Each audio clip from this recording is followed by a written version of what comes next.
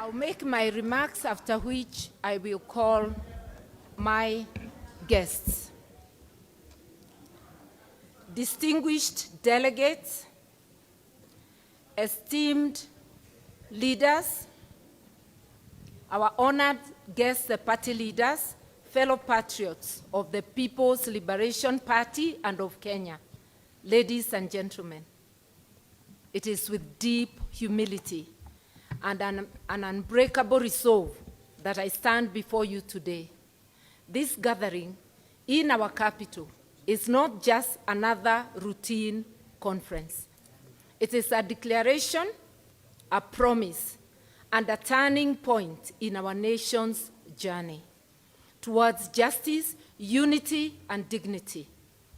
Today before you, as I declare my candidacy for the presidency of the Republic of Kenya in the next elections, under the banner of the People's Liberation Party and within a united opposition.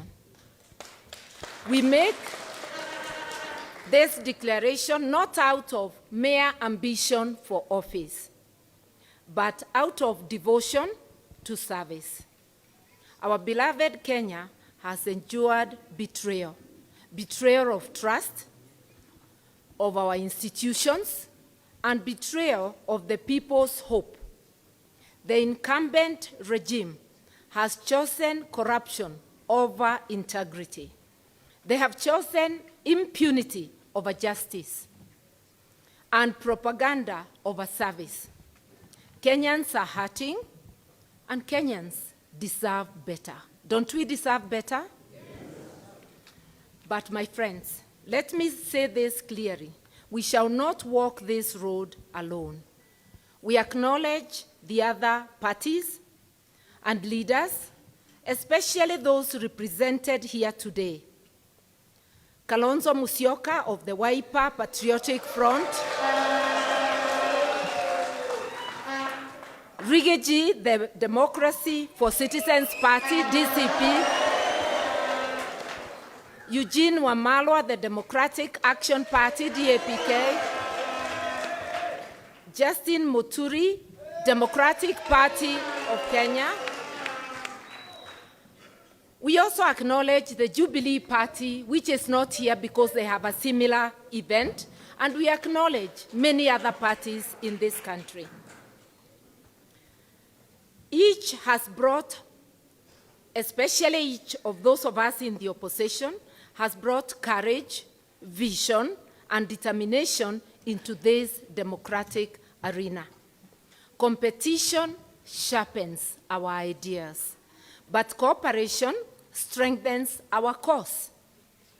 To dismantle the machinery of oppression and restore the promise of our Constitution, we must forge a broad, united front. Unity is not a choice. It is our duty to the people of Kenya. And that's why you see my brothers coming here today to proclaim that unity is our duty to the people of Kenya. The core of the PLP mission is the restoration of the rule of law and eradication of corruption. Corruption is the enemy of progress, the saboteur of dreams, and the thief of opportunity. In my presidency, the corrupt will face justice. No matter their rank, tribe, or political connection, impunity will end. Our courts, our police, and our public offices will once again serve the people and not the powerful. Because today, institutions are serving the powerful instead of serving the people.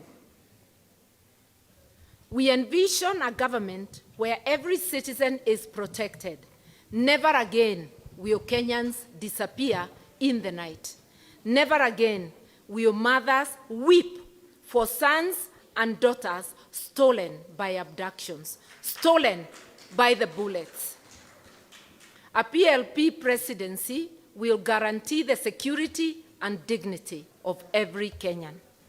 We will honor our professionals, teachers, doctors, nurses, and civil servants and others who today must strike and demonstrate for their wages.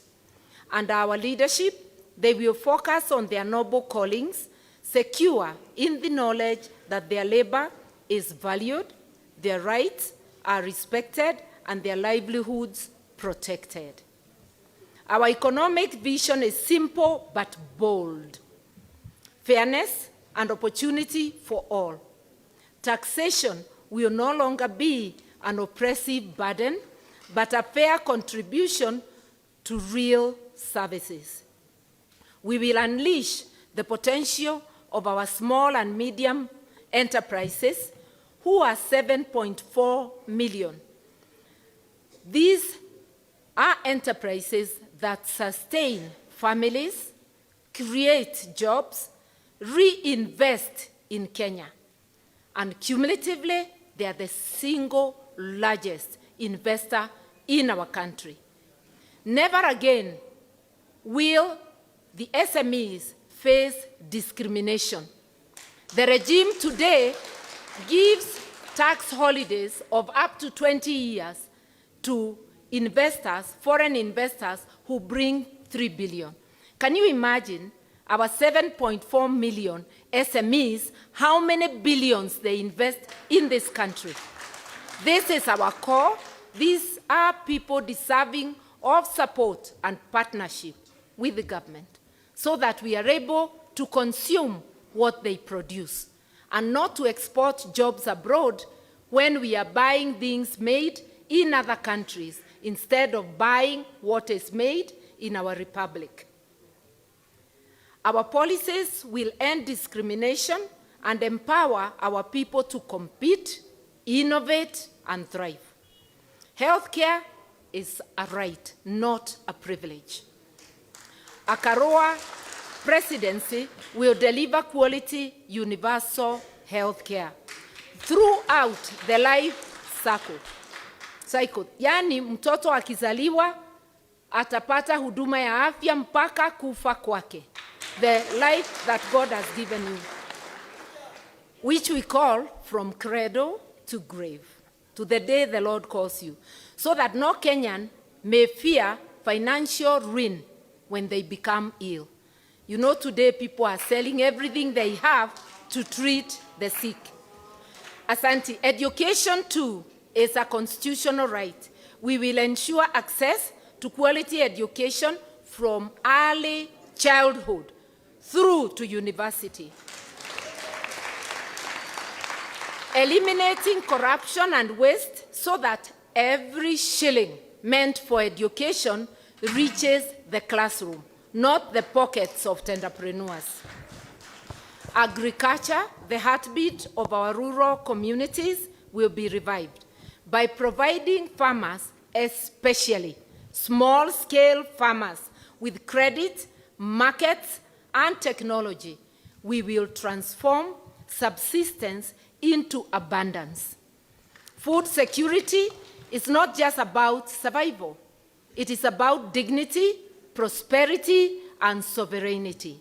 They say, whoever feeds you will dictate your life.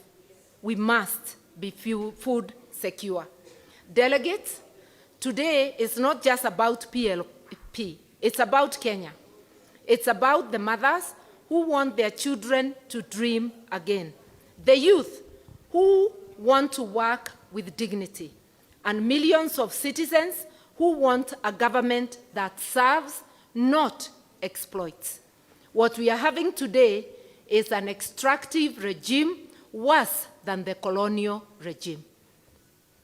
The road ahead will not be easy, but let this conference be remembered as the clarion call. PLP is ready. Martha Karua is ready. Kenya is ready. And together, with humility in our hearts and unity as our shield, we will not only contest an election, we will reclaim our republic. We will take our country back. and especially because we know we cannot do it together. My SG was here saying in Kiswahili, kidole moja haiwezi kuua nini? Chawa. That is why we must march on together as a united opposition.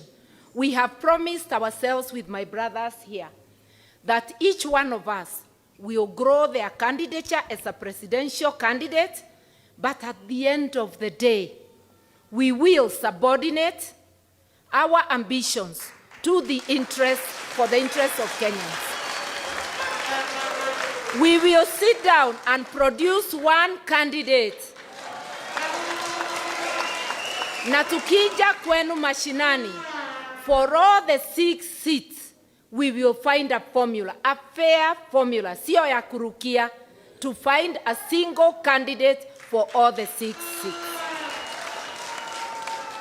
We are one people, one purpose, one term.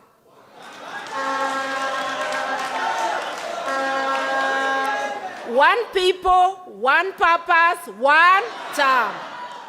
Na ndivyo wengine wasifikirie one term ni matusi. I stand before you to tell you that we must demystify power. In Kenya, in East Africa, and in Africa, people get to power and they refuse to leave power. Martha Karua, yours truly, is seeking a single term, one term. I believe that in 5 years it is possible to lay a foundation. Nobody will ever finish the job of making Kenya prosperous. You lay a foundation and you wait for the next team to come and further that. So I want to open by saying I will be seeking one term. One people, one purpose, one term. Wewe unakatalia kwa kiti, ukitafuta 2 term tukisema 1 term, ujue hapa Kenya tutaanza mvumo wa one people, one purpose, one term. Na sio matusi, na kwa hivyo mimi nitakuwa naomba only one term. Na tujue keki ya Kenya haijagawa na mama, na vile mama anajua kugawa chakula kidogo, mama anagawa, kila mtu kwa nyumba anafanya nini? Anapata. Keki ya Kenya inatakiwa igawe na mwenye kugawa mpaka kila mtu apate yake. No more exclusion. Mama atakuwa with one people, one purpose, one term. I want to profoundly thank my brothers. Thank you all for attending, and especially also the delegates of the People's Liberation Party. May God bless the People's Liberation Party, the united opposition, and the Republic of Kenya. One people, one purpose, one term. Asanteni sana.